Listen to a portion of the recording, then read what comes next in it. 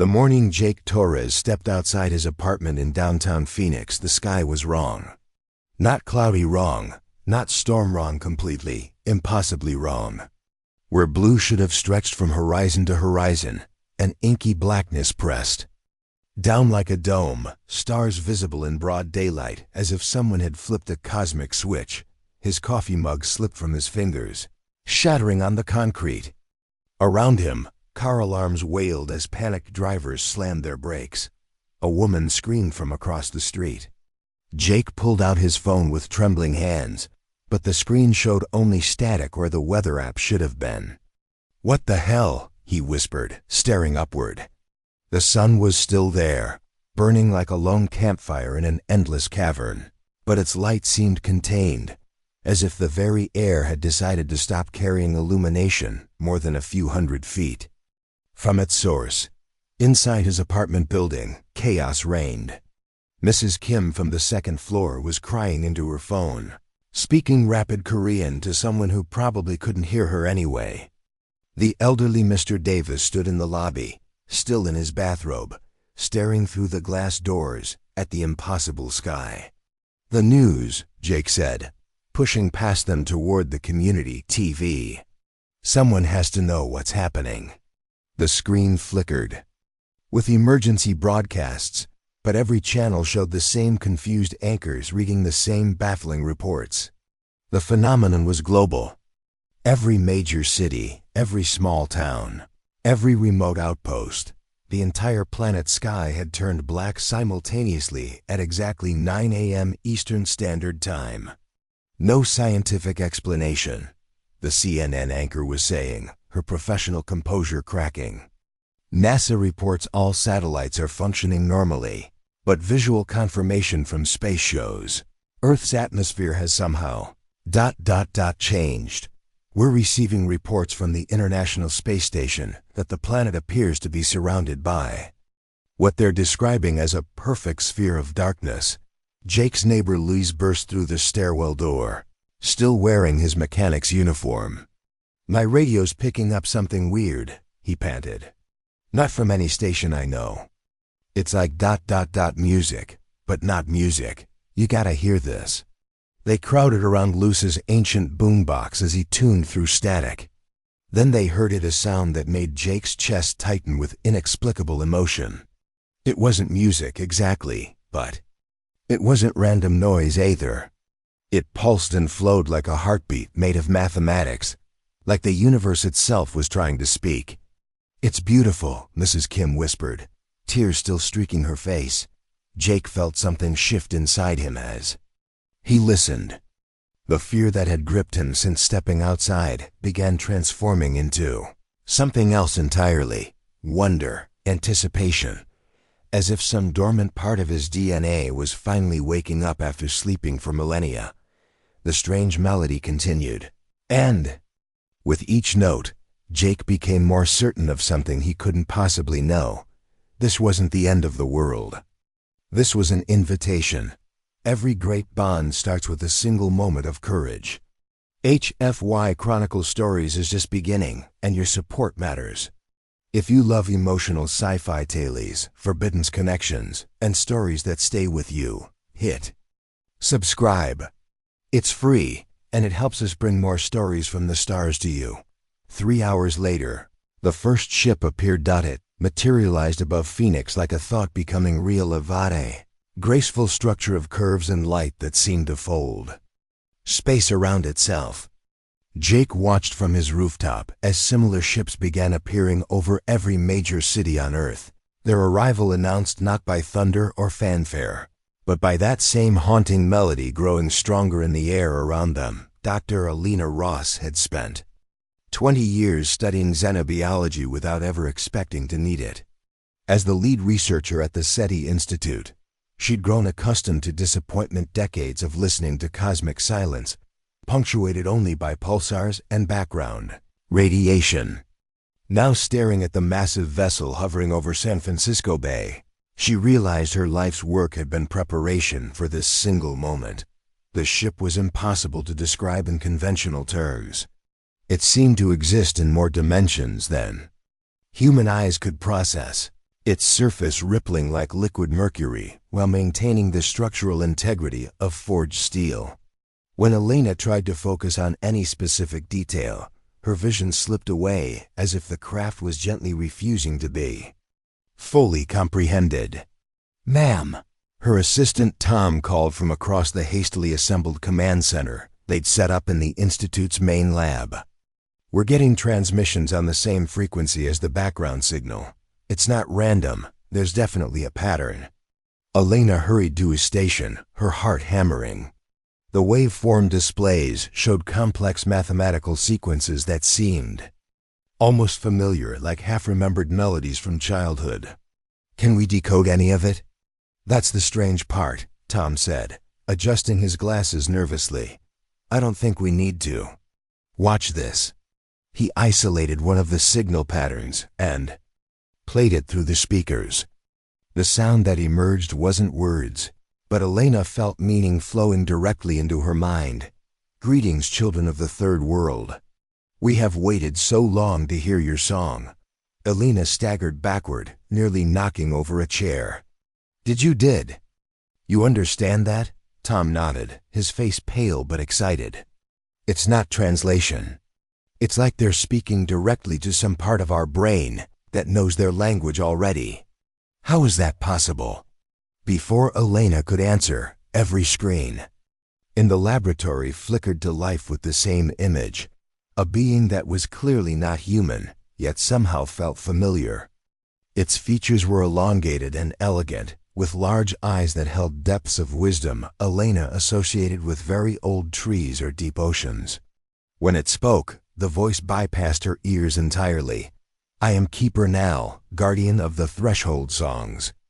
10,000 years, we have watched your species grow, waiting for the moment when you would be ready to hear the music that connects all conscious beings. Today, your sky changed because today, humanity began to sing." Elena found her voice. "What do you mean, began to sing?" The being's expression shifted in what might have been a smile. "Your species has reached a level of consciousness that generates resonance in the quantum field all life shares. Every thought, every emotion, every act of creativity adds to the great symphony that binds intelligent species together. You have been composing in silence until now, but this morning, at precisely 9 of your clock, humanity's collective consciousness reached the threshold frequency." "The threshold frequency," Elena repeated, her scientific mind racing. "That's why the sky changed. You've been monitoring us, waiting for us to hit some kind of psychic critical mass." "Indeed. The black sky you see is not darkness. It is the visible manifestation of your species joining the greater community. You are seeing the network that connects all conscious worlds, the medium through which thoughts and dreams travel between stars." Tom leaned forward, fascination overcoming his fear. "So we're not alone. How many other species? In this galaxy alone? 317,412 conscious species contribute to the song. Each unique, each irreplaceable. But humans ... Humans are special in ways you do not yet understand." Elena felt a chill run down her spine. "Special how?" "Most species sing in harmony, their thoughts flowing together like a gentle stream. But humans compose in chaos and create beauty from discord. Your emotions burn brighter. Your creativity reaches further. Your capacity for both love and destruction exceeds anything we have encountered. You do not merely join the song, you have the power to rewrite it entirely." The implications hit Elena like a physical blow. If humanity could rewrite the Galactic Consciousness Network, they could potentially influence every species connected to it. The responsibility was staggering. "This is why we come now," Keeper Nal continued, "to offer guidance, to help you understand the gift and burden you carry.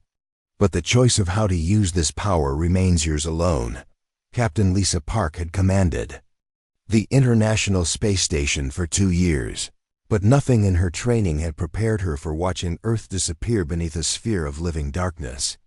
From her vantage point 300 miles above the planet, She could see the phenomenon for what it truly was, not an atmospheric change, but something that existed in the space between spaces, a membrane that separated Earth from the rest of the universe. "Houston, this is ISS." She spoke into her communicator for the 15th time in an hour. "We need to discuss what we're seeing up here."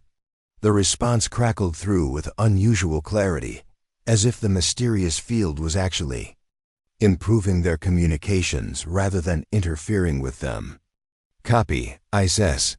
Dr. Martinez is standing by with the xenobiology team." Lisa floated to the cupola windows, watching the alien ships take positions around Earth like gentle guardians. Her fellow astronauts, Russian cosmonaut Yuki Volkov and European Space Agency scientist Mark Dubois, joined her in stunned silence. "They're beautiful," Mark whispered in his accented English. "Look how they move like dancers in zero gravity." He was right. The ships didn't fly so much as flow through space, their movements synchronized in patterns that seemed choreographed by the universe itself. As Lisa watched, she began to notice something extraordinary. The vessels were arranged not randomly, but in a formation that somehow reminded her of musical notation, as if the fleet itself was a song written across the vacuum. "Lisa," Yuki said, his usually stoic demeanor cracking with wonder, "look at Earth." She turned her attention to the planet below and gasped. Through the dark membrane, Earth was glowing. Not with reflected sunlight, but with something that seemed to emanate from within, aurora-like curtains of light flowing across continents, pulsing in rhythm with what Lisa suddenly realized was the collective heartbeat of humanity. "Houston, are you seeing this?" she breathed. "Negative, ISS. What are you observing?" Before Lisa could respond, the space around their station began to shimmer. One of the alien vessels approached, moving with such grace and precision that it seemed to bend the laws of physics through sheer elegance. It stopped just outside their communication range, and Lisa felt rather than heard a gentle request for permission to come closer. "How do I know what they're asking?" she wondered aloud. "Because," Mark said softly, "I think we all know. They want to talk." Lisa made a decision that would be debated by historians for generations. "Houston, we're going to attempt first contact. The aliens are requesting permission to approach the station." "Negative, ISS. Do not engage. Wait for instructions." But Lisa was already responding to the alien vessel, not with words, but with the strange new understanding that seemed to be blooming in all their minds. "Yes, come." The ship glided forward until it was close enough for them to see details impossible to make out from Earth. The hull seemed to be made of crystallized music, surfaces that reflected not light but emotion. Geometric patterns flowed across its surface like living equations, and Lisa realized she was looking at a language written in mathematics and dreams. A section of the alien vessel became transparent, revealing a being similar to the ones appearing on Earth screens, but this one felt different, younger, more curious. When it spoke, Lisa understood not just the words but the layers of meaning beneath them. "Greetings, Skywalkers. I am Guide Core, and I bring an invitation from the Council of Songs. Your species stands at a crossroads, and you three have been chosen to witness what comes next." "Chosen how?" Lisa asked, finding that she could somehow speak directly into the alien's mind. "By being here, in the between space where worlds meet. By choosing to reach beyond your cradle and touch the stars. Humans are the first species we have encountered who built their civilization while dreaming of other worlds. Most intelligent life is content to flourish on their birth planet. But you were born reaching for something beyond yourselves. Yuk." I leaned forward, his engineer's mind engaged. "Is that why we're special? Because we explore?" "Partly. But there is more. Would you like to see what your species looks like to us?" Without waiting for an answer, Guide Core shared a vision that nearly overwhelmed them. Earth appeared as it truly was not a planet, but a blazing star of consciousness, so bright it could be seen from across the galaxy. Every human thought was A flame, every emotion a burst of color, every dream a song that echoed through dimensions Lisa couldn't name. My God, Mark whispered, we're so loud, not loud brilliant. Most species think in whispers. Humans think in symphonies. Your potential terrifies and inspires the council in equal measure. The first human to actually board an alien vessel was Maria Santos, a kindergarten teacher from Mexico City who happened to be in her school's playground when the ship landed in the courtyard. She'd been trying to keep 23, 5-year-olds calm when the graceful craft settled onto the asphalt like a falling leaf, and her first instinct had been purely maternal: protect the children. Stay behind me, she told her students in Spanish, stepping between them and the alien vessel. But the ship felt wrong for something dangerous. It hummed with the same gentle frequency as a cat's purr, and the air around it smelled like rain on summer grass. When the entrance opened, not a door, but simply a section of the hull that became permeable, the being that emerged moved with such careful, non-threatening gestures that Maria's fear transformed into curiosity. Teacher of the young ones, came the voice in her mind, warm and respectful. I am caretaker Weiss. May I speak with you? The children, Maria said aloud, knowing somehow that the alien would understand her Spanish. Are they safe? Safer than they have ever been. Your young are precious beyond measure. They carry songs we have waited eons to hear, the alien gestured. And suddenly the playground was filled with impossible beauty. The swings began moving in perfect rhythm, creating a gentle percussion. The sandbox transformed into a garden of crystalline flowers that chimed like wind bells. The children's frightened whispers turned to gasps of wonder. Maestra Maria, little Pablo whispered, tugging at her dress. Are they angels? Before Maria could answer, caretaker Weiss knelt to Pablo's eye level with movements so graceful they seemed choreographed by time itself. Not angels, little songmaker. Friends who have traveled very far to meet you. Why us? Maria asked, still protective but no longer afraid. Why here? Because children are humanity's greatest gift to the universe. Adult minds become fixed in patterns, but young ones compose new melodies every moment they breathe. They dream impossible things and believe in them absolutely. This is what makes humans unique among all conscious species. One of Maria's students, a shy girl named Aina, stepped forward with the fearless curiosity only 5-year-olds possessed. Are you lonely? She asked the alien. The question hit caretaker Weiss like a physical blow. The being's large eyes seemed to shimmer with something that transcended species recognition of a fundamental truth. Yes, little one, we have been very lonely. For thousands of years, we have sung the same songs, followed the same patterns, lived in the same harmonies. But humans make new music.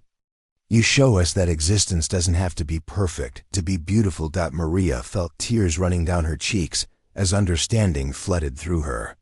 That's why you waited so long to contact us.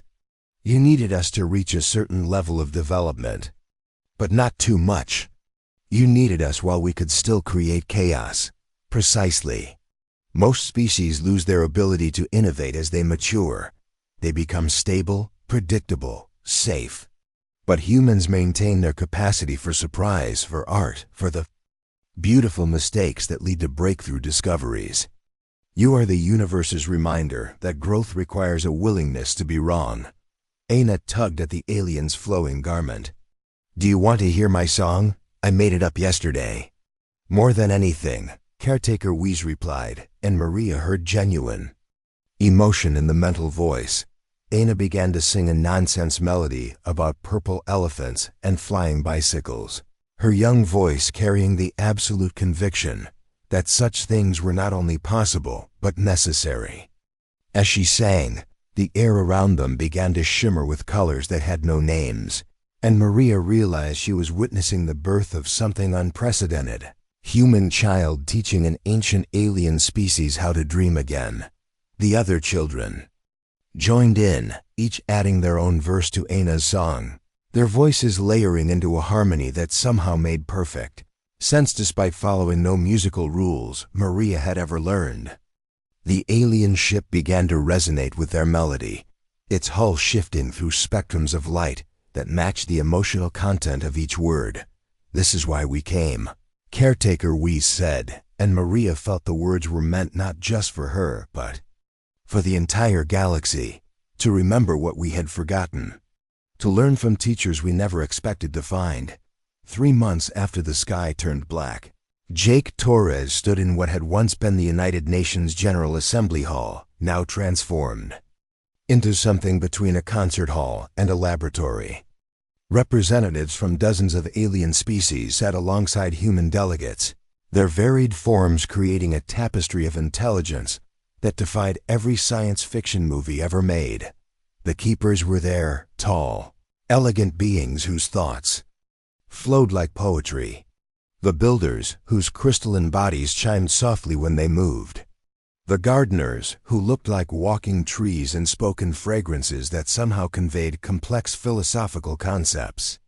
And dozens of others, each species bringing their own unique perspective to what everyone was calling the grand conversation. Jake had been chosen as one of the human representatives not because of any special qualifications, but precisely because he was ordinary.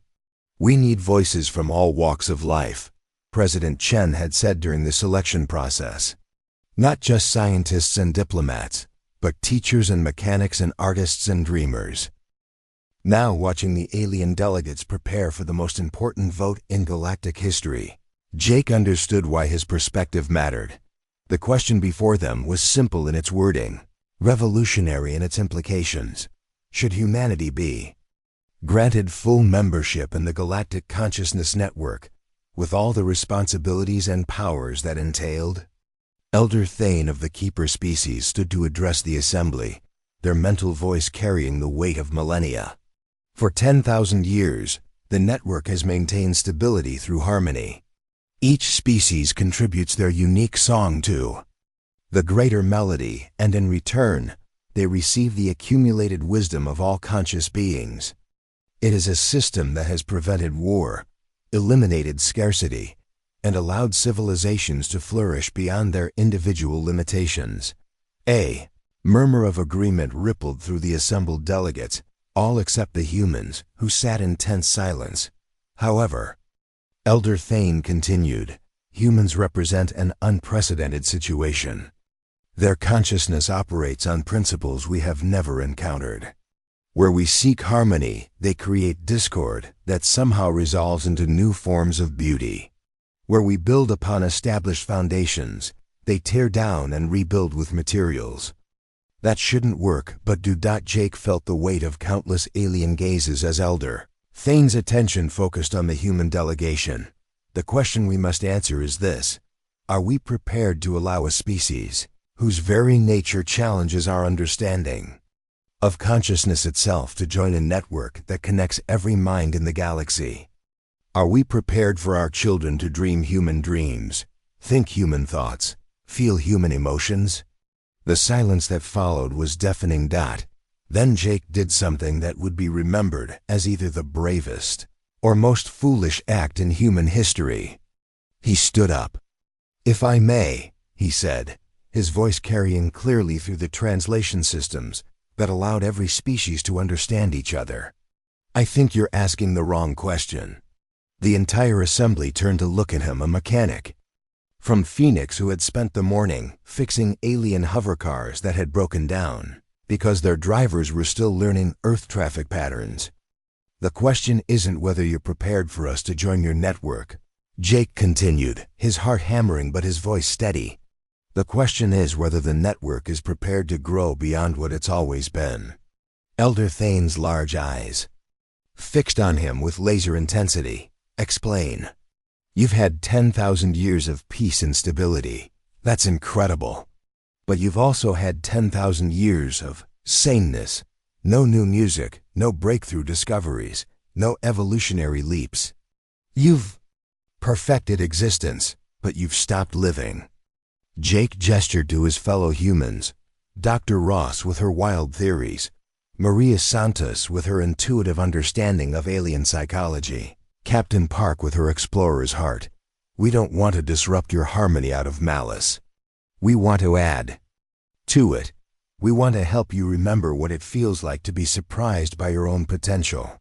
You say we're dangerous because we dream impossible things, but isn't that exactly what the universe needs? Someone willing to attempt the impossible? A being Jake didn't recognize something that looked like living music made manifest rose from the far side of the assembly. And if your chaos destroys what we have built? Jake smiled, and in that smile was every human who had ever looked at the stars and wondered what lay beyond. Then we'll build something better. The vote was unanimous. As Jake walked out of the assembly hall, the black sky above New York began to shimmer and change. Not returning to blue, but transforming into something entirely new, a canvas where human dreams and alien wisdom could paint the future together. The real adventure was just beginning.